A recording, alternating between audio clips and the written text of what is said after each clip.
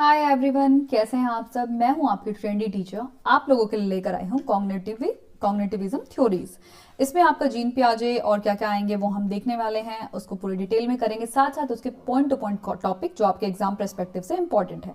Cognitivism shifted the focus from external behaviour to internal working of the human mind. वो कहता है कि भैया कॉग्निटिविज्म क्या है आपका, जो हम सोच से रिलेटेड चीजें होती हैं सारी, वो कह रहा है बाहरी जो बिहेवियर है उससे इंटरनल जो दिमाग की वर्किंग है उसमें शिफ्ट कर दिया गया है। ये दिमाग को क्या कहते हैं, इंफॉर्मेशन प्रोसेसर है दिमाग को, कंप्यूटर की तरह।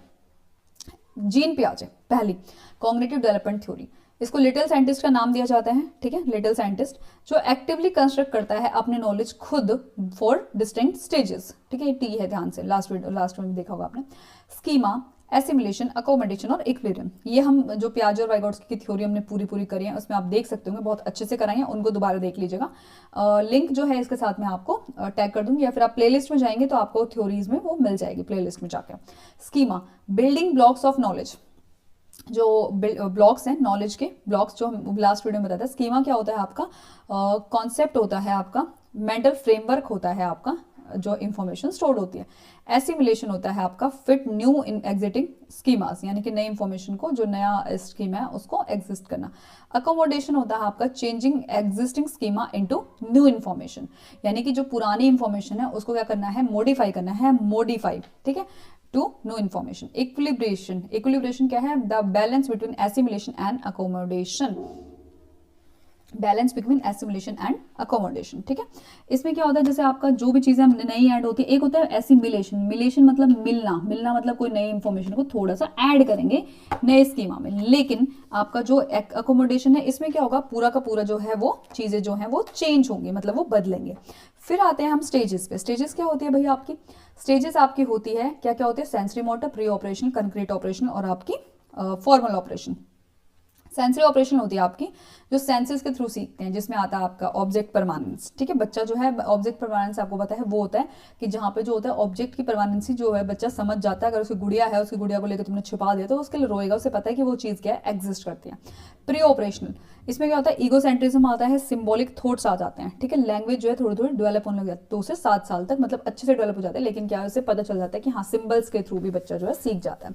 कंक्रीट ऑपरेशन क्या होता है, इसमें 7 से 11 साल का जो बच्चा होता है वो होता है कंजर्वेशन सीख जाता है आपका, कंजर्वेशन। लॉजिकल चीजें सीख जाता है फिजिकल ऑब्जेक्ट्स के थ्रू।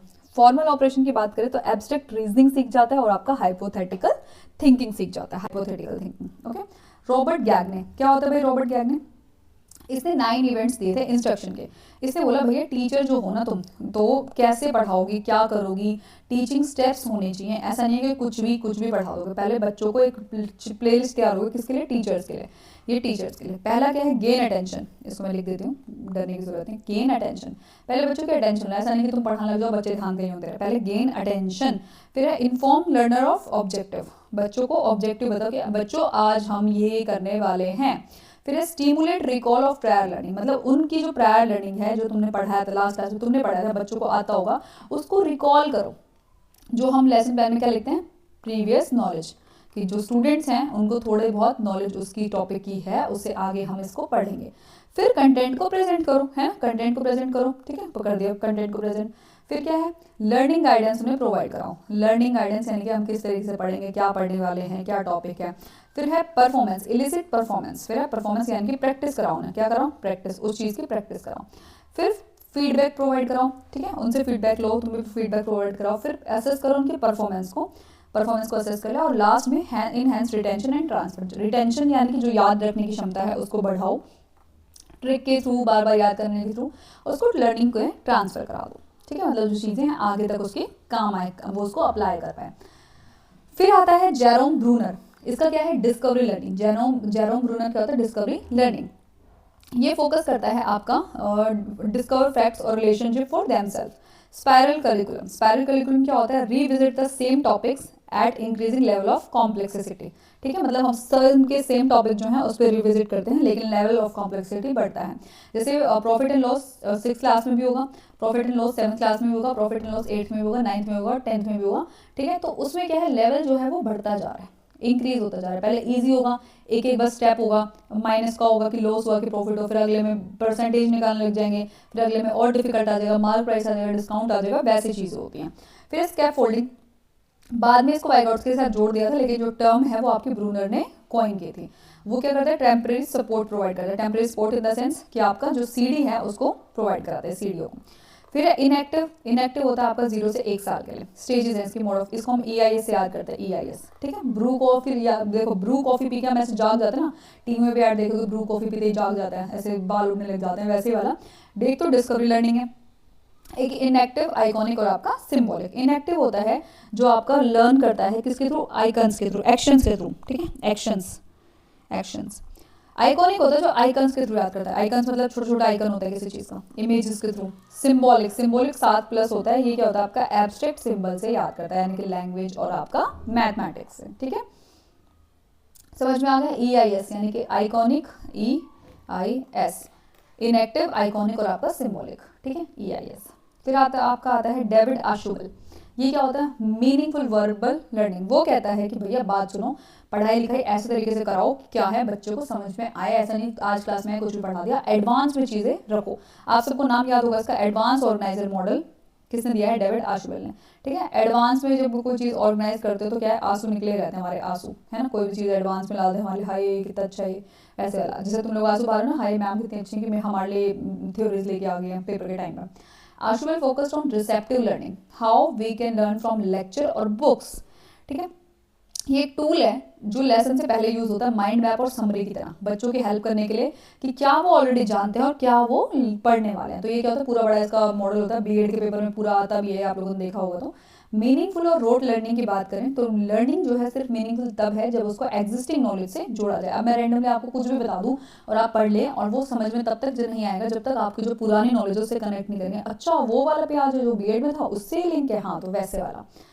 फिर आता है इंफॉर्मेशन प्रोसेसिंग थ्योरी, किसकी, आपकी एटकिंसन और आपका श्रिफन, ठीक है। ये कहता है कि कैसे माइंड हैंडल करता है डाटा को, वो ये बताता है, ठीक है। इंफॉर्मेशन, एटकिंसन और श्रिफन क्या है, इंफॉर्मेशन प्रोसेसिंग थ्योरी, मतलब जो आपकी इंफॉर्मेशन को कैसे प्रोसेस करते हैं माइंड। पहले आता है sensory memory, hold for a split second, यानी कि वो इंफॉर्मेशन को बहुत ही कम समय के लिए, स्प्लिट सेकंड के लिए थोड़ा सा याद रखती है, बिल्कुल स्प्लिट। फिर है शॉर्ट टर्म और वर्किंग मेमोरी, होल्ड करती है 7 मतलब 20 और 30 सेकंड तक, जो आपके 1 से 2 आइटम है 20 से 30 सेकंड, इसमें आपका होता है ये नंबर आएगा, मोबाइल नंबर, गाड़ी का नंबर।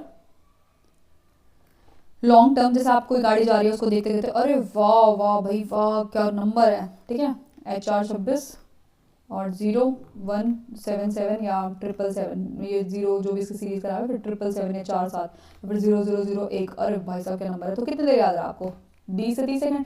जैसे नजर घुमाई दूसरी गाड़ी पे वो नंबर गायब। लॉन्ग टर्म होती है जो परमानेंट जो है आपकी स्टोरेज में हो जाती है, ठीक है, परमानेंट स्टोरेज में होती है आपकी। जैसे आप लोगों को पियाजे है वो पूरी तरह याद रहेगा। एनकोडिंग होता है आपका इंफॉर्मेशन को इन करना, और स्टोरेज होता है आपका उसको रखना, और रिट्रीवल होता है उस इंफॉर्मेशन को बाहर निकालना, ठीक है। समझ में आ गया, इनकोडिंग, स्टोरेज, आपका रिट्रीवल, ठीक है। ये थोड़ा सा मैं इसलिए कम इसलिए करा रही हूँ क्योंकि मेरे घर में थोड़ी सी शादी है, तो उस चीज़ से मुझे जल्दी जल्दी निपटना है। जैसे ही 7 तारीख हो जाएगी उसके बाद तुम लोग जैसे कहोगे, जो क्वेश्चंस कहोगे मैं वो तुम्हें करा दूंगी, प्रैक्टिस क्वेश्चन भी हम कर लेंगे। Stages, schema, age appropriate active, ठीक है, एक्टिविटीज है, ठीक है। गैग ने क्या है, 9 इवेंट ऑफ इंस्ट्रक्शन जो था ना अभी, गेन अटेंशन, और फिर ऑब्जेक्टिव बताओ, फिर कंटेंट को प्रेजेंट करो, फिर पूछो उनसे क्या है क्या नहीं आता, फिर ये करो, फिर वो क्लास में फीडबैक भी ले लो। ब्रूनर स्पाइरल करिकुलम हो गया ना। ब्रूनर का क्या था, ब्रू से discovery learning, EIS hands on discovery, Ausubel advance organiser model connecting to the prior knowledge, ठीक है। आई होप यहाँ तक आपको चीज़ें क्लियर हो गई होंगी, ठीक है। क्या क्या पढ़ा हमने ध्यान से देखेंगे। पियाजे वाइगॉट्स के आपको आता है, इसको थोड़ा जल्दी कर लिया। ब्रूनर डिस्कवरी लर्निंग, क्या पढ़ रहे हैं, कॉग्निटिव विजडम पढ़ रहे हैं। रॉबर्ट गैगने के इवेंट्स, 9 इवेंट्स। आशुबेल की मीनिंगफुल लर्निंग और इंफॉर्मेशन प्रोसेसिंग आपके एटकिंसन और श्रीफन है। आई थिंक इसमें कोई भी दिक्कत अब आपको नहीं रही होगी। नेक्स्ट वीडियो में जो है हम करने वाले हैं आपकी थ्योरीज, जो कि आपकी सोशल लर्निंग थ्योरीज है, इसमें क्या क्या आता है वो हम ध्यान से पढ़ेंगे। तो चलिए मिलते हैं नेक्स्ट वीडियो में, बाय बाय।